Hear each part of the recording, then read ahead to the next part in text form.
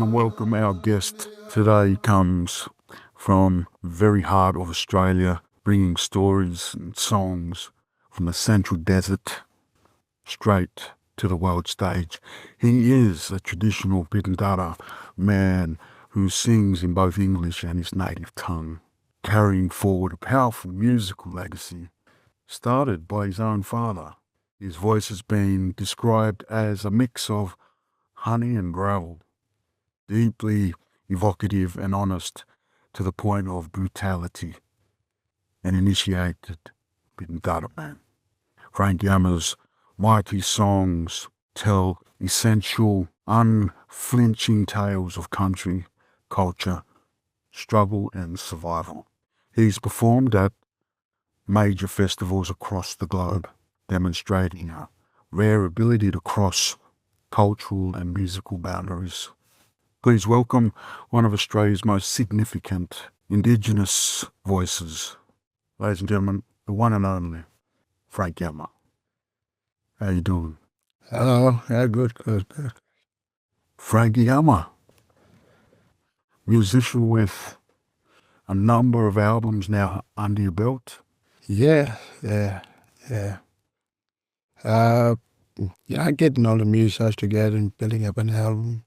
So it's going bits and pieces slowly, and all the albums got different sound and different stories.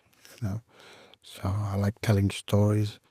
So this sort of stories I'm gonna sing when I'm telling story. It's gonna sound different than the other. So it's kind of new. So I'm been writing a couple of songs. So exciting. Looking forward. Thank you. As I was doing my research, it says that your first album, Playing with Fire, was back in 1999. We had Countryman, 2010. Uncle, 2014. Which won the best independent country album?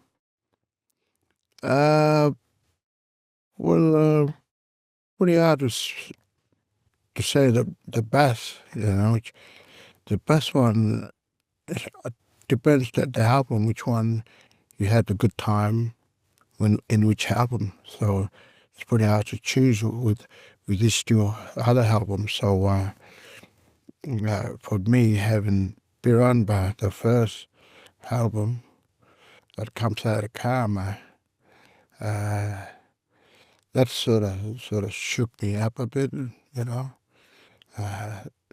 moved me, and because I spent a lot of time in the studio, and I really want to get this album out in those days, back in that day. So and I did it with these other fellas, had a lot of help. So that's an album that started my career to move about. So that's one of those kickstart albums. So if I choose the other ones are really laid back and beautiful and classic. And so the album is Uncle.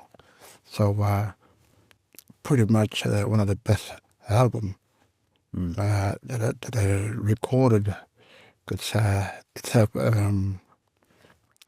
UK, United Kingdom 5 stars, some of them 5.5 stars, all this stuff. So it done good job. So I quite enjoyed that. So I call one of those that album one of those best albums ever. When we talk about 1999 and releasing your first album, winning album release of the year with the Deadly Awards, what a way to start a career. Take us back. What is it? It's 26 years ago. 26. What's Frank doing 26 years ago? 26 years ago is it's always for every music house always be hardcore journey, and when you uh, you know before the album, I had band, community band, local boys that I grew up with it and playing in the band. So as my brother and all this stuff. But having all these other boys creating the other album before Piranda, and for me to create one of those albums, I have to stay focused and Focus. yeah. So uh, like I've been hitting like in those days, like 20 years ago, hitting drinking too much. So I done it really hard to alcohol by putting this album out. So I had a lot of supporting good friends, and I'm in the music scenery. So they tell me, "Hey, Frank, you put your hands out, you put your fingers out there, and create an album." So uh, So where did it start? So the album, 1999, you said, did you say it was done in Karma? yeah, it started at Karma because you know, Frank, you have to write a song. And I had that in my mind like 26 years ago. So when I write the song, it was all funny, So it's hard to write a song, and for me, I have to write a song in jail. So I write all the song in the jail. So from the jail, I come out, so I'm pretty fresh. And then the opportunities there, the funding's there. So anyway, so I walk in the studio, I show all the papers. I want an album. I need to create an album. And so For those that don't know, can you just quickly explain what Karma is? Gamma is Central Australian Media Association. It's for the community in the radio station and broadcasting in Central Australia. All the Aboriginal people, where the Aboriginal musicians go record their own materials. If you want to become an radio announcements, you can talk in different languages, There's different tribes and different program in the radio station, and people get up talking their life. So that's been happening for a long time since I was a teenager. Teenager. Yeah, with my father. Because I did read that your father helped to set up a radio station. Was that the one? Yeah, yeah, a couple of people works around Karma, and Karma was run by all other people that got involved back in the days, not in the 80s, early 80s. So, Early 80s. yeah, they used to have a small radio station down the Gap Road, near the Mission Block, if you know Alice Spring. So yeah, it's a journey. It's about the album. So recording the albums when the album can come out. So for me, I was so excited. So it's been we like all the bits and pieces that we done in the studio was very helpful with these guys. So when we done this album, when we finished the album, blah blah blah, and then I was waiting for the answer. I want to listen to the album. You gotta wait, Frank. So they took me to Sydney, a master up, do what they do in the studio. Came back and I first listened, sounds good. Then anyway, a couple of months went by and they had this deadly stuff in there. Deadly war sound happening in Sydney there. That's a pretty good show and I quite enjoy it.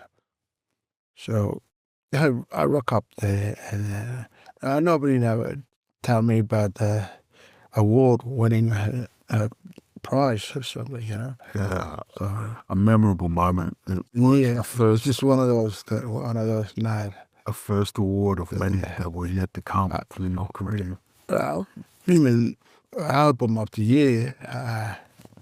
It's like, oh, I got this album of the year. I said, wow, I thought it's gonna be single or just a normal album.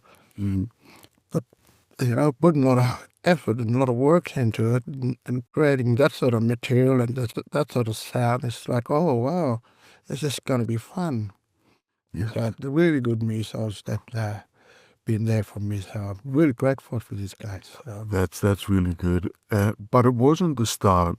You were in bands before you released that album in '99. How far back do we go to the beginning of your musical career?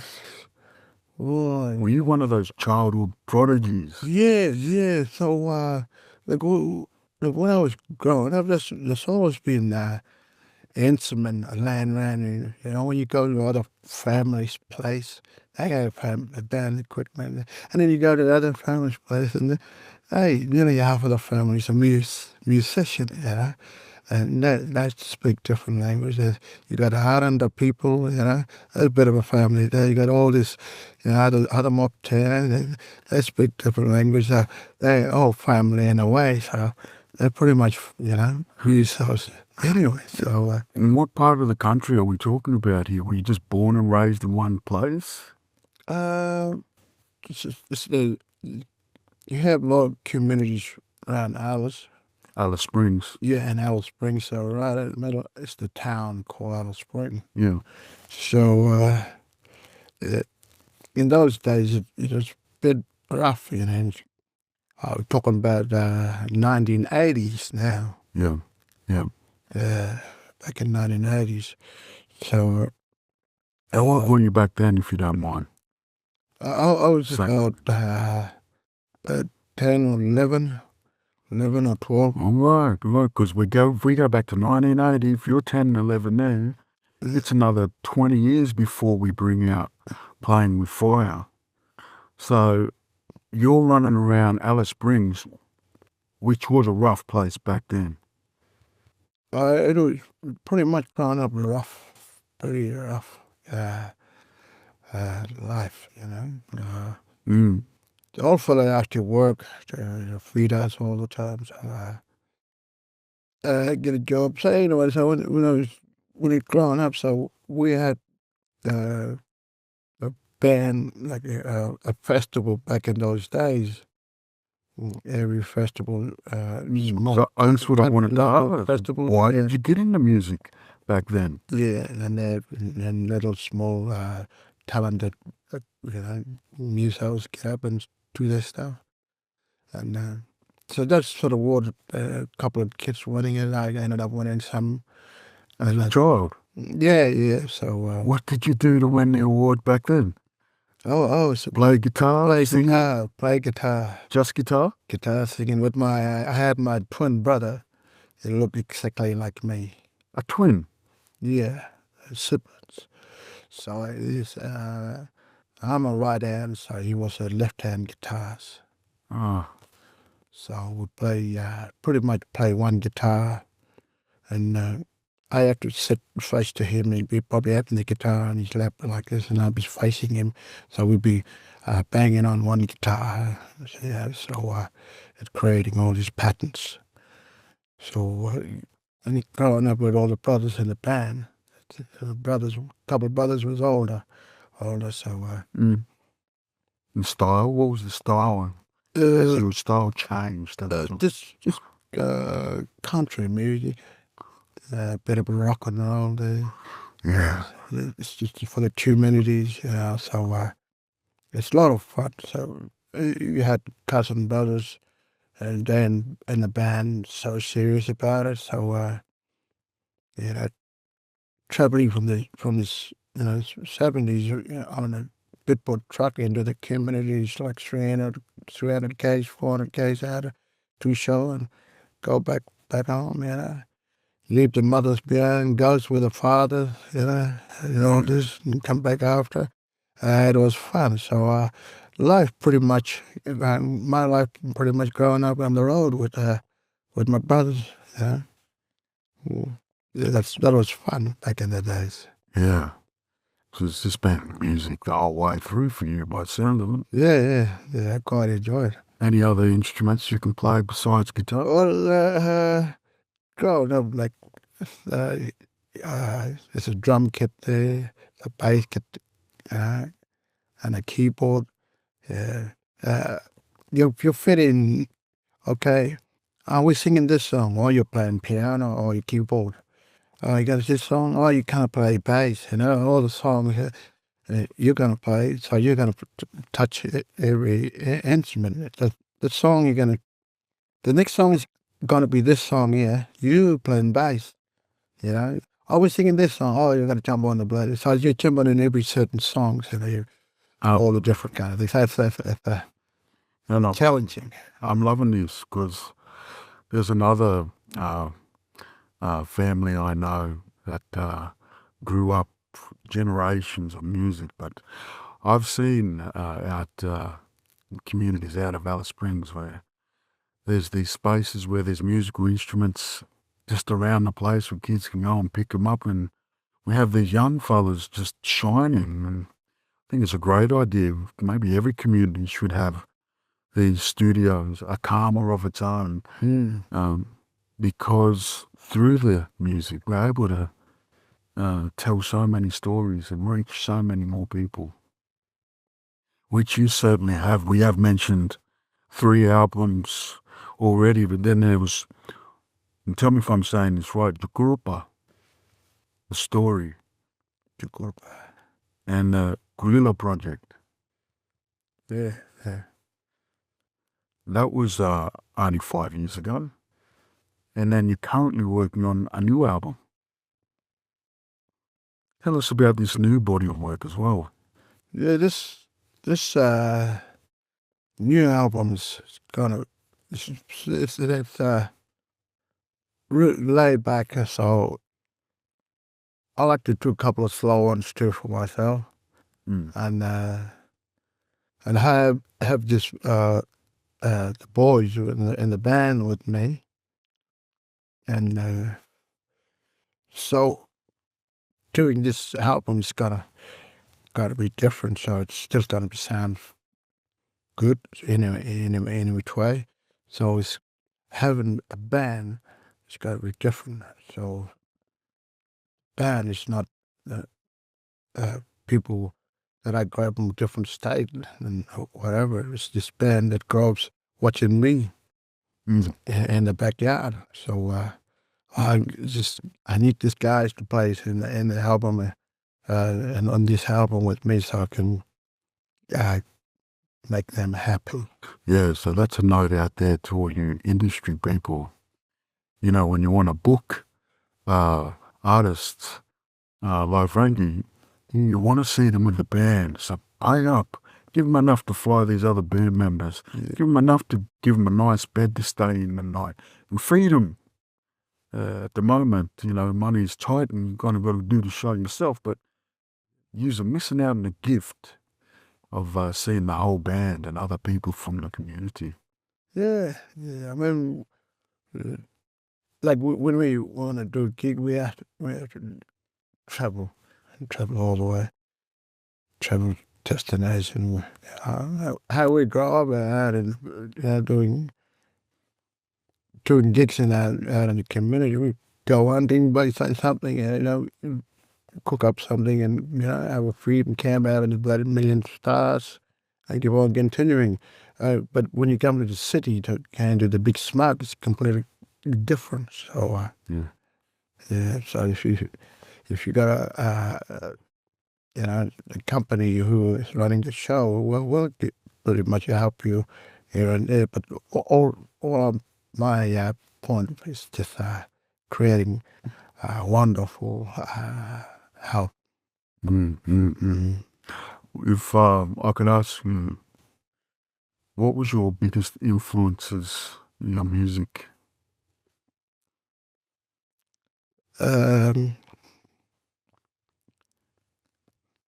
For me, I can remember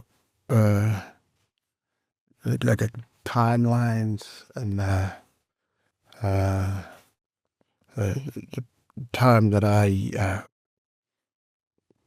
been cruising around all that time. So there's one place that I can remember that I never stopped thinking about. It's pretty hard to explain, but it's gonna be there forever.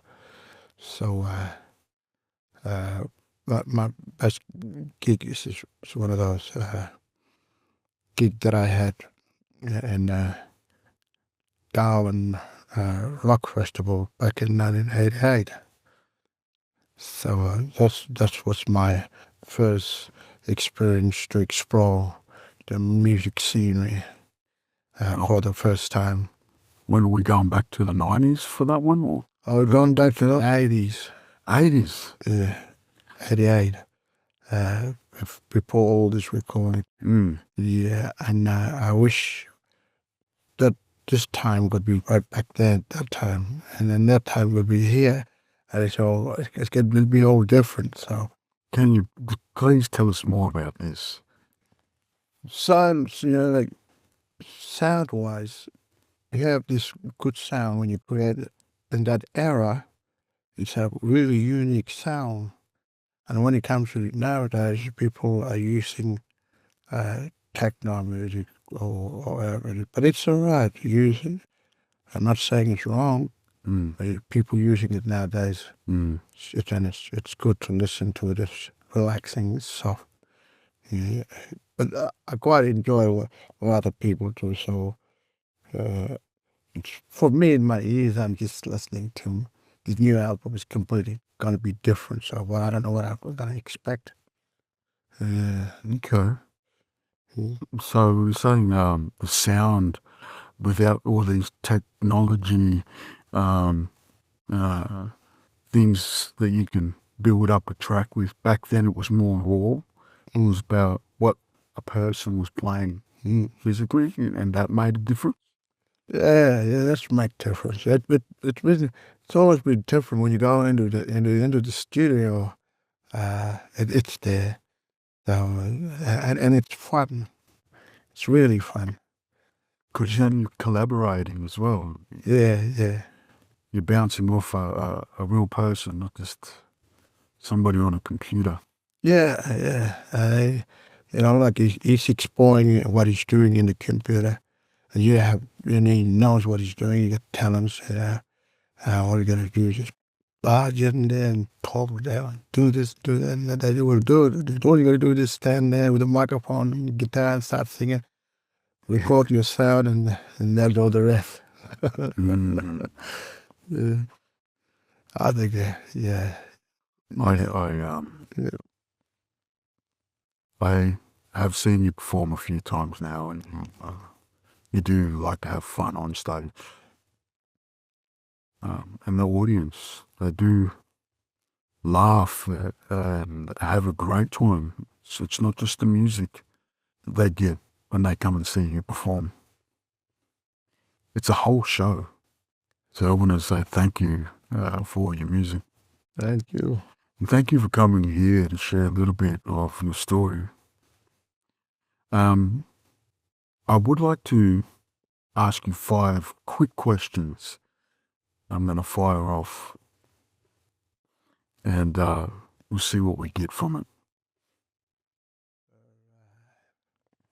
If you could go back to the beginning of your career, what's one thing that you know now that you did not know then? It's pretty hard to answer that. If I didn't know back in those days, I got no idea whether I could be a musician. Got no idea whether I could grab a guitar. And here I am growing up with a guitar on my hands, ukulele guitar, and that's all I can say. What do you love most about music? Sound-wise, I like to listening beautiful sound. If you could go back and give advice to your younger self, what would you say? Uh, like if I could take the time that youth I had back in the day, what was I thinking? You know, if you got all these people or whoever doing things they're good at, or what they aiming in the future, you don't know. You didn't even read your future. I didn't read my future, so I can't change the time when before I could become a doctor or fire engineer. I got to be pilot. I got to be anything. Yeah, so that's what I think. So sometimes I think I wish I didn't. I wish I could be. Shouldn't be a musician. I should be a tractor driver. I could be working in a field, and I could be doing anything. And that's not a good job. So that I miss. But I can't go back there. The first thing I've done is become a musician. You're still doing it. Yeah. One of the things I would like to kind of lead with is the connection that you and I have in that we've both been in a few shows together. I'm Yora, he's one of them. And there was a story about Gadigal land, Sydney. And you sing this song called She Cried. And since I heard that song, I've been singing it ever since. What do you think about me performing a song? When I listen, when you sing that song, that song could be for anyone to sing.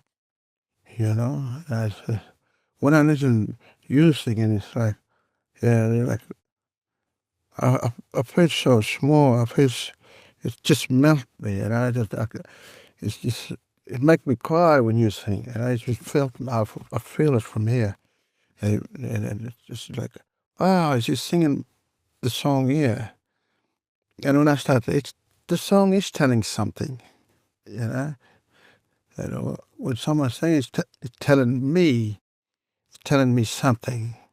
When other people sing, when you're singing, you sing. It's amazing because you're sort of smooth classical singer, and singing that sort of particular songs really suits you very, very fine. And I'm really, really happy. Really good.